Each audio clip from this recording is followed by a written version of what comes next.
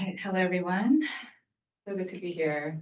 I'm landing still as this new development has caught me by surprise.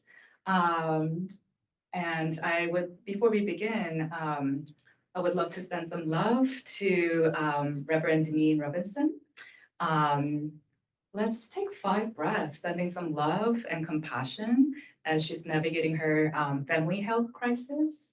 And just I believe that we'll cross paths again. So, to our future kindred spirit connection, let's take 5 deep breaths, sending love.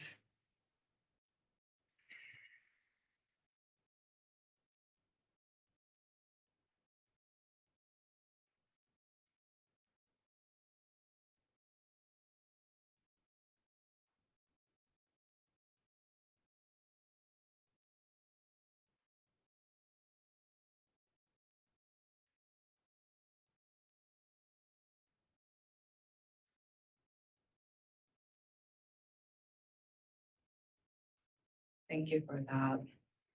As you might have heard during the um, reflection before sitting, there's a passage about we see ourselves in all people and all people in ourselves. Sometimes I apply that to relate to anyone and everyone in that I have had family stroke crisis, health crisis. I've had health crisis, and just kind of extending that level of engagement to someone that we might have not have ever seen, I think can be a beautiful compassion practice. So thank you for experimenting with that.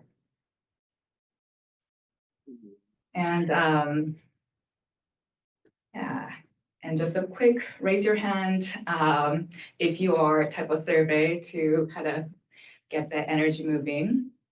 For the simplicity's sake, I'll make a dualistic question, this or this, but I know we're all in spectrum of something. So how many of you here is I make plans and stick with it? I would rather stick with it even if it's really hard. How many of you are that person? Yeah. All right. Cool. And how many of you are, I like my day open and flexible. I like spontaneity, it energizes me. How many of you are like that? All right, cool. Yeah, yeah. Um, and what type do you think I am? Stick to plans. What's that? Stick to plans. We'll give it away. The PowerPoint is prepared. Yeah. Yeah, I feel like that was a really easy one. As a musician, I love sheet music. I love my PowerPoint. I loved as a teacher my syllabi, lesson plans. I love having plans. And my growth journey lately has been embracing the unknown and rolling with the punches.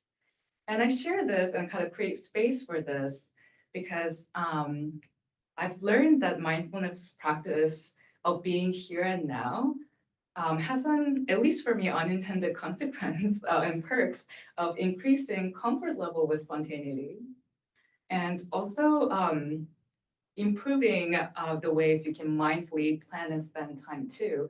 So whichever camp you land on, by practicing here today, I believe that we are growing into resilient person, being able to roll with punches or being able to plan. So I'm grateful to be sharing this practice with you and wanted to kind of create a space for reflection as a big change, a surprising change came up to us. But I can already feel that it's going to be a beautiful reflections coming up. All right. So in acknowledgement of Brother Chising's transition day, March 8th, I wanted to create space for all of us to send appreciation to Brother Chising, but also whom I call first generation. And some of you are in this room who worked with Brother Chising. And I want to kind of envision community as a multi-generational co-creation effort. And the reason I invite that envisioning is that it's actually empowering to envision community building or effort to be continuation of multi-generational effort. We don't have to do it alone. We are always inheriting something and we're adapting and changing whatever we inherited in that we don't have to reinvent the wheel. So I wanted to kind of feel that feeling because with given current climates or personal life, whatever it may be, I think there's always, we can always use more empowerment. And for those of you who came to Tuesday, please know that I changed the talk a little bit, so it's not so same. So I hope you'll have some fun, including there'll be invitations for singing Brother Chi Sing's beautiful song, One Heart, but know that it's optional. Any practice here is optional.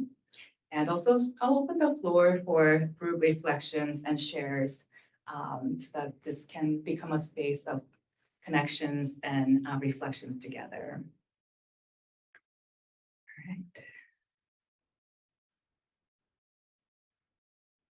And my hope for you tonight is that you will take home this empowering vision of multi-generational teamwork that we live in, that is history. Perhaps creating some space for, like, as a generation that are here and now, what can I do to take this inheritance and develop it? And also, my hope is that you will take home the vision of humanity as just one large community. And I think of Brother Choosing's One Heart song to be about that. So I hope you will feel that and take that home after the group reflection tonight. And whenever I like to repeat this because it's good to remember, but also first timer, I like to remind everyone that our core gathering formats are inspired by Plum Village tradition, and Zen master Thich Nhat Hanh, sometimes lovingly called Thai, is the founder of Plum Village tradition. And you'll see his pictures, and he's the founder of the Dallas Meditation Center, whom I intend to honor. And his vision was to bring mindfulness and meditation to people of all faith and non-faith, secular, in an earth-based way with an emphasis on creativity, music, and the arts. And just 3 values we honor is generosity, creativity, inclusivity, all the good stuff. And I like to add this note whenever I give a talk too, because I love our community as this egalitarian, equal footing space. I'd like to say out loud that whatever the facilitators say, opinions, whatever it may be, is not the framework. Consider them to be just one of the opinions that you can use as a departure point or food for thought. Please know that disagreement is welcomed and dissent is welcomed because we believe that diversity of the opinions and perspective actually enriches the community and what the community as a body, one body, is capable of noticing and adapting for. So I just like to say that out loud. So the title of the talk that I wrote and adapted is Standing on the Shoulders of Generations of Communities.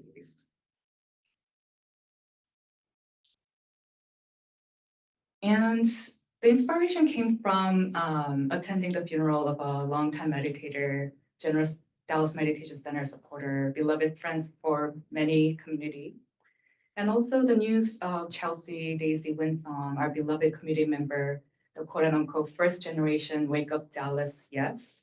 The Tuesday evening groups also passed away, and that entered my awareness. And March 8th is, as I mentioned earlier, Brother Chising's transition day. And additionally, if I may add, March 5th is my late brother's Sungho's birthday.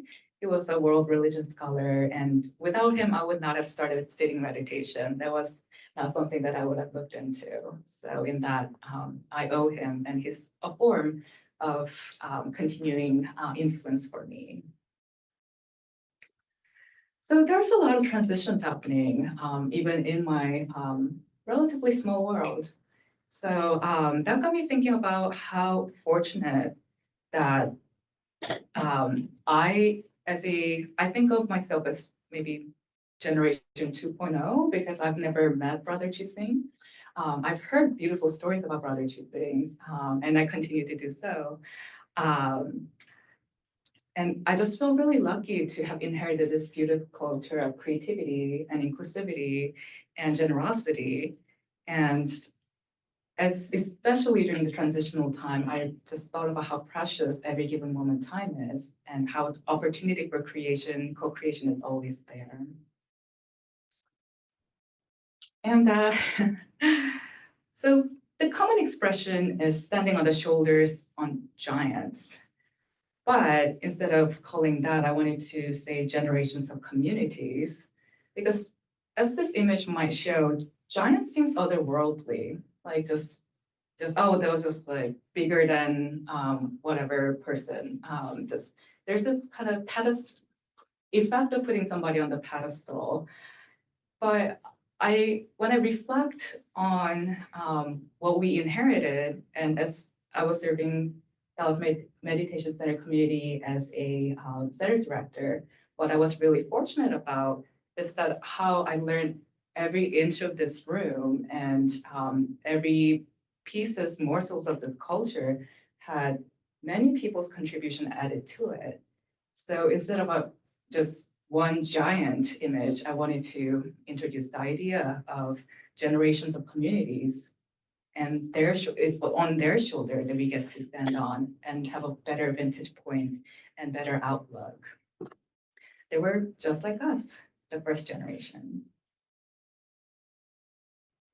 Yeah, and if you were to just think of first generation not as this magical uh, Jedi generation, maybe it's easier for us to think about what we can do to contribute to grow this community.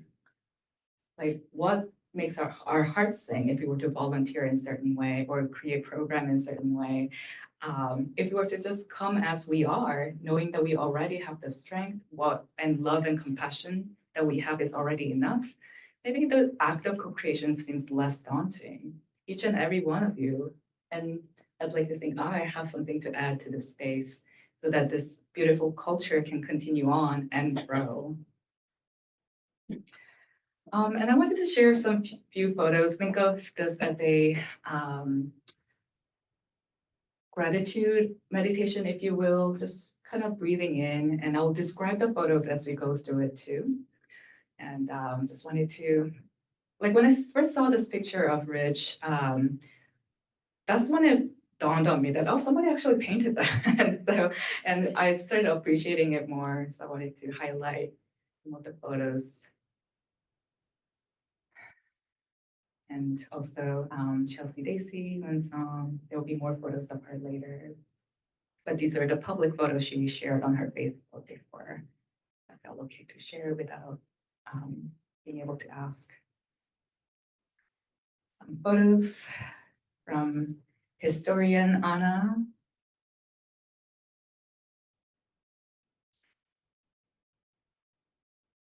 This photo I really loved, even though I didn't meet Brother Chising, the recurring theme of how amazing he was is that he's such a loving presence. And this photo was titled The Best Hug Ever, and it was in Google Drive. And I can see why. Just a lot of love in this. Brother Chising in walking meditation. And this is the photo that includes Winsong with the sky blue colored name here and Brother Chisholm on the back. Yeah. Their energy continues on.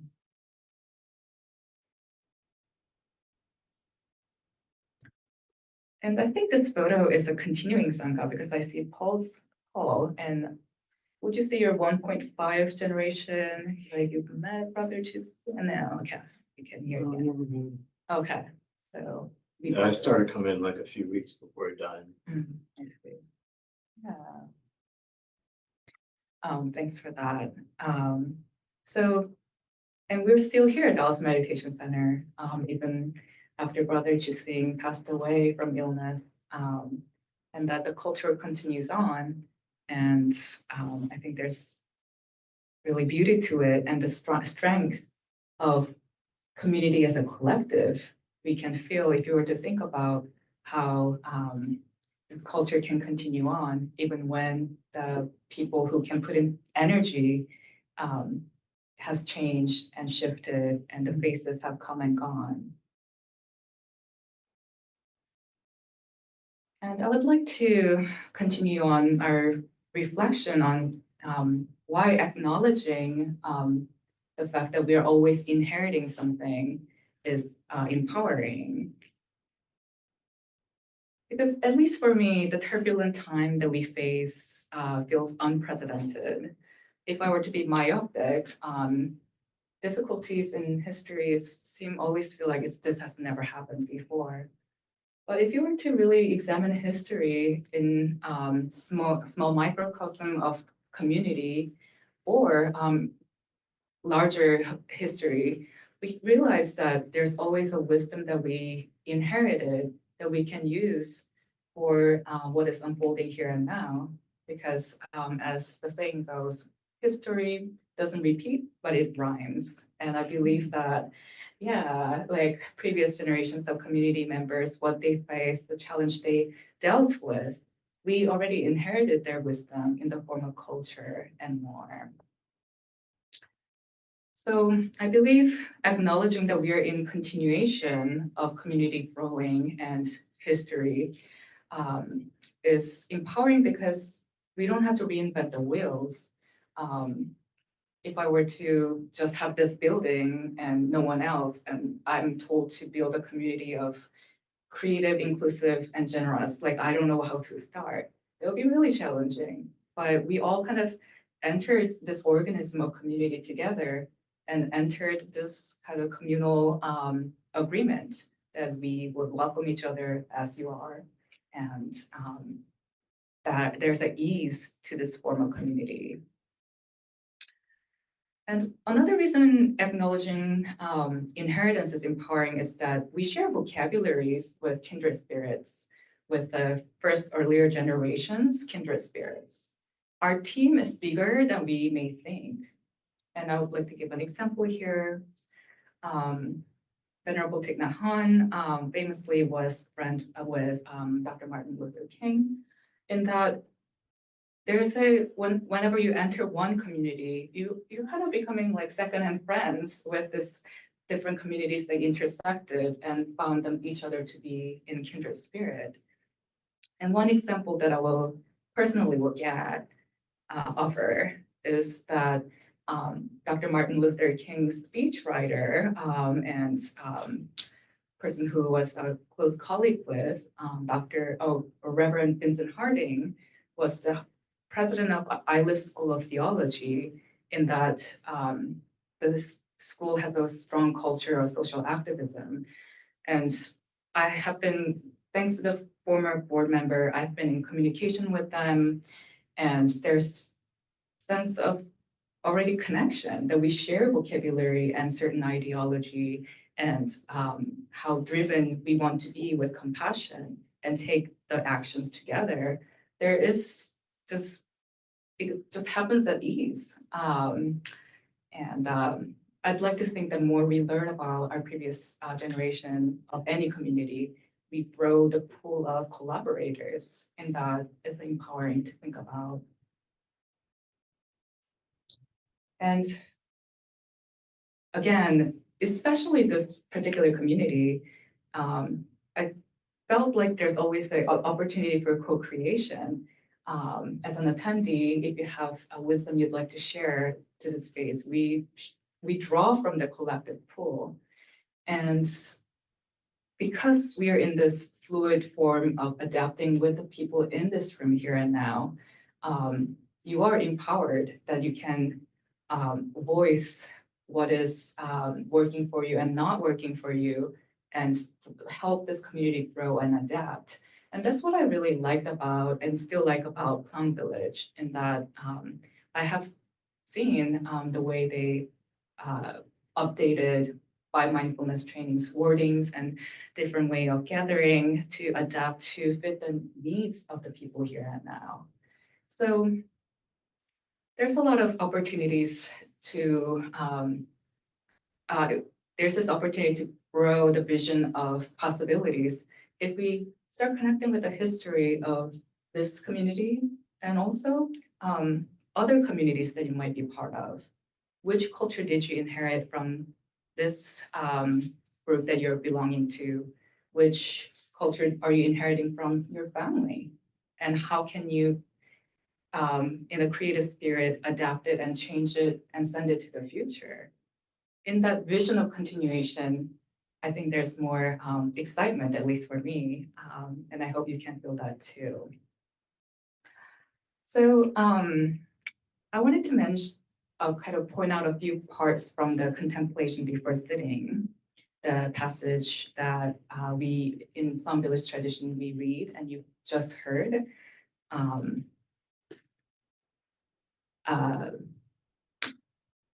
because I feel like this is relevant to the topic tonight. So I will read it here. The Sangha, mindful community, is invited to go back to our breathing so that our collective energy of mindfulness brings us together as an organism, going as a river with no more separation.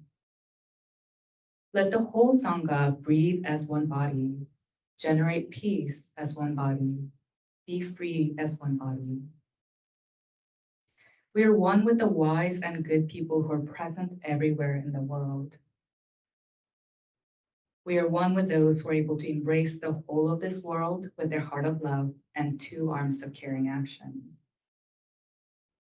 We are a people with enough peace, joy, freedom to be able to offer fearlessness and the joy of life to living beings around us. We see that we are not alone.